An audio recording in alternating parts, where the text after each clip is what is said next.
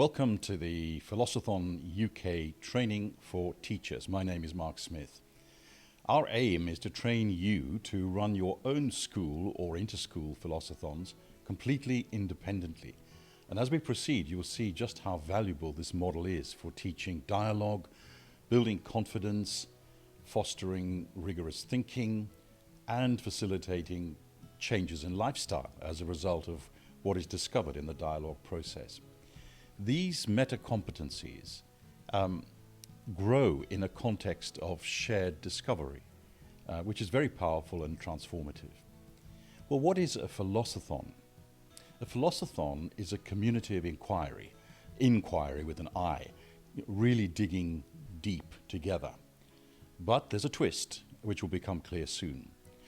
We're all used to the debating model, but dialogue, of course, is different. True dialogue sets out to genuinely listen to each other with the intention to comprehend and move forward together. Professor Matthew Lipman used communities of inquiry 50 years ago when he was working with children. He discovered that learning happened when three interdependent elements developed, and here they are.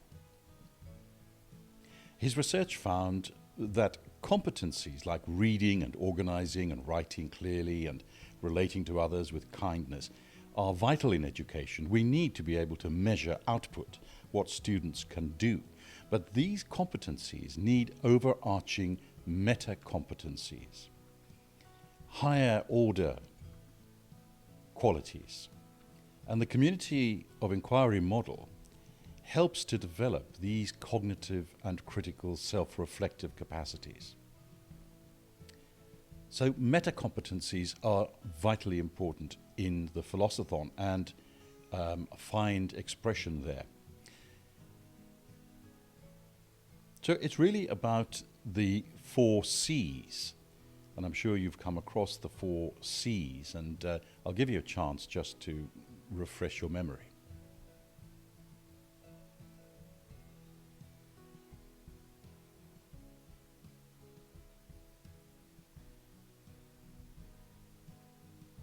And I love this slide. It's the way it unpacks each of the 4 C's. And that's exactly what Philosothon delivers. Facilitating dialogue, challenging assumptions, making comparisons, finding examples. And I love this too. The Philosothon incubates dialogue, therapy against the misrecognition of one person by another. Research shows that communities of inquiry make people more like this: thoughtful, reflective, considerate, and reasonable.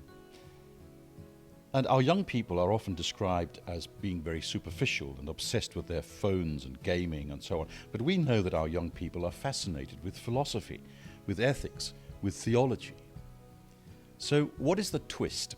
Adding the element of competition to a philosophical experience enables students to learn the rules of effective and compassionate dialogue very quickly.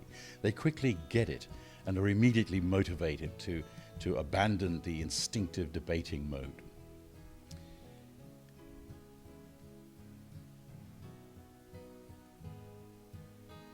This is the trophy I created for our regional competitions here at King's College. The trophy is awarded and the winning school keeps the trophy for the year and brings it back the next year. And you can design your own trophy. So what are the nuts and bolts of each round? There may be 4 rounds, or you could have as few as just 1 or 2. Students sit in a circle with a facilitator. The facilitator then invites the group to take 30 seconds or so in silence just to tune in to each other and to themselves, a bit like an orchestra would do. And this can be a few deep breaths or just adopting a dignified position. And then the round takes place either in mixed age groups or juniors and seniors. And the facilitator keeps time and makes sure that things run smoothly. And we say to facilitators, don't rescue a student if they're struggling. Rather say to the group, we seem to have been bogged down. What do people suggest as a way to proceed? This is an actual quote from a 10-year-old last year. Common sense doesn't seem to be very common. And it's Aristotle's word, phronesis, for common sense. He taught that wisdom is not just knowing the facts, it's about ethical living. And see how phronesis is found in the bottom right quadrant. It's about changing the way we live, not just what we think. So here are some questions I pose at the end of each round for the phronesis. You can design your own questions. But what about the judge? The judge sits outside the circle, scoring each student using a set of criteria.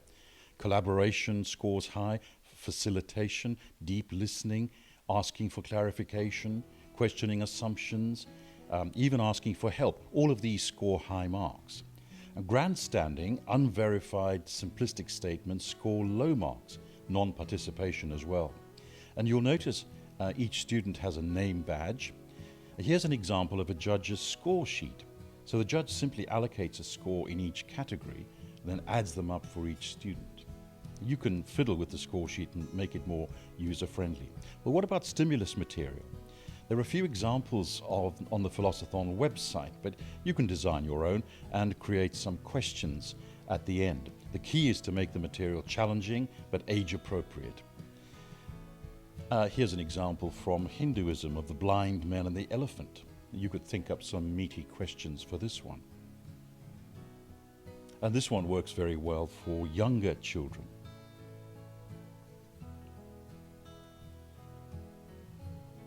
So what about the research findings? I've just put together some research findings here. For the past 50 years, there's been a lot of research into communities of inquiry.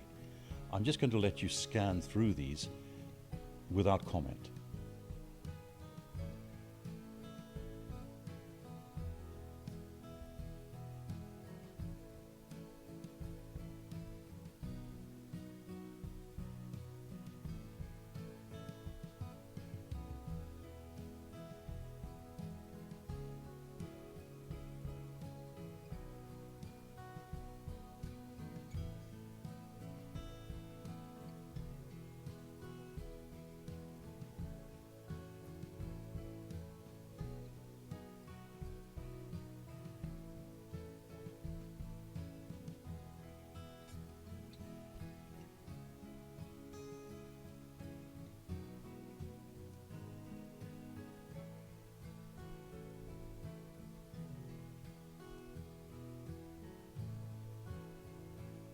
So thank you for your attention today. My name is Mark Smith, and you can contact me if you'd like to know more. Our website has free downloadable resources. I think you'll see a list of those coming up now. But please do contact me via the website or using the email address which you'll see on the screen in this last slide. Thank you very much for listening.